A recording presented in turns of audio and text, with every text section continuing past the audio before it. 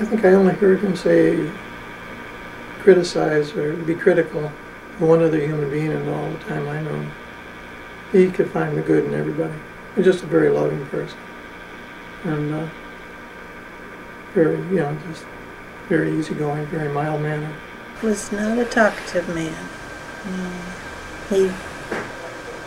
I never heard him brag about what he did. I guess that's why I took it all for granted. When he was 9 years old, he was out selling newspapers on the corner. And he left home at about 13 and never went back, although he did keep in touch with a couple of his brothers. But his mother died when he was 9. And his father remarried. Remarried someone that he never got along with. She didn't get along with him or his father's children. She had her own children. So there was a big division there. And he had an opportunity to leave. I don't know what he did, but he left and he never talked about it. I think when he went in the Marine Corps in the First World War, I think he put down, if I remember the story right, he put down as his profession as gardener. And he would sit out there for hours. And there's always something blooming in the yard. He had the flowers around different times a year. So there's always something growing. He knew what to do with flowers. He knew how to beautify an area. He had beautiful plantings, beautiful flowers, and I know that I got my love of gardening from him. But his retreat was his studio down in the basement. I know that he did a lot of leather tooling, leather work in the basement. He had these big hides of leather, and he would work on either furniture or small pieces, designs for wallets, billfolds, and small pieces. This is a little 4-inch square leather table mat, gold tooled, edged, felt back. And we used to make these in 4, 6, 8 inches, square, circle, and octagon. Finish them with lacquer and sell them to gift shops and stores that would handle that type of merchandise. And of course the basement is where he had a studio, where he did most of his work. It was a place he painted, and he had a little room where he set up his easel and all his oil paints. And a lot of his scenes that he would paint, as you can see from some of his canvases, were scenes that he did right on the spot. And those are some of my favorites.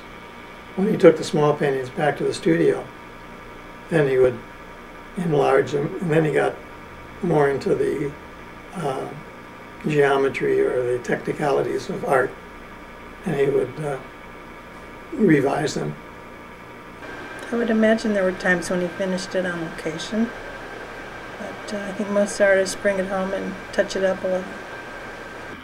He always seemed to have a car to be able to take us out on weekends out in the country.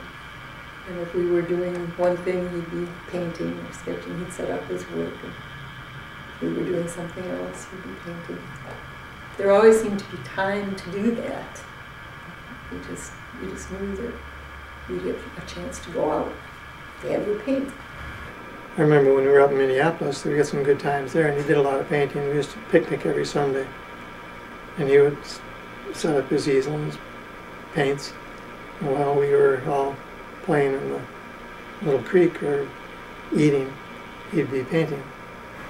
And it was always fun watching him because he just had a very natural way of drawing and painting. It just seemed to come, it flowed out of him. He would go out on his own sometimes and just go along the Fox River out to Galena. And he always had a board or a sketchboard in his paints.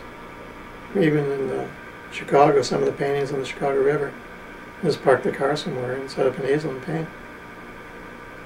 And it was blood. He would love to travel more, but he couldn't. With 5 kids, you don't travel a lot. But he has some of his paintings were from a vacation he took up in Nova Scotia, I think. Nova Scotia, somewhere up in the Canadian border. And some paintings came from California. Took a trip out to Monterey Peninsula. But most of them is around the Midwest, Chicago and the Fox River Valley, Chicago, Minnesota, of course, Minneapolis. And he used to like to get down to southern Indiana too in the fall in the Smoky Mountains.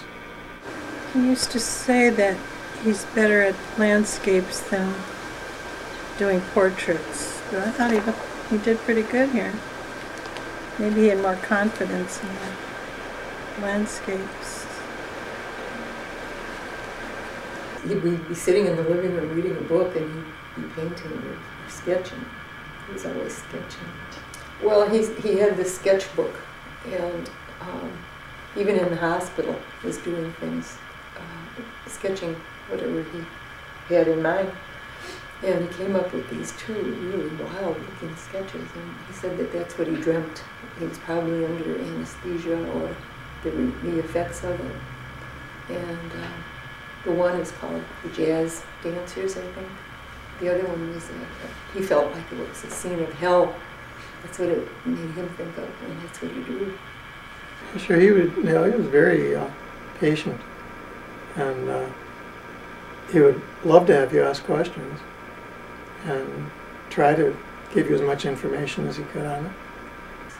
I did go down there once for a drawing lesson. It was a private lesson. I asked him, so we went downstairs and he set up a little still life. I think there was a lemon and a vase and a cloth. And he started teaching me by drawing this still life.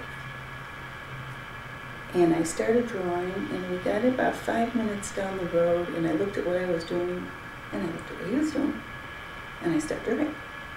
Because it was far more interesting to watch what he was doing, because he had a wonderful technique. It was beautiful, and it was just so easy.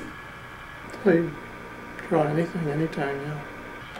We were driving home from someplace, I don't know where, in the pouring rain, and the reflection of the traffic lights on the windshield with the rain coming down was so incredibly colorful that I looked at, Dad was driving and I was just a passenger, and I said, "Oh, you should paint that."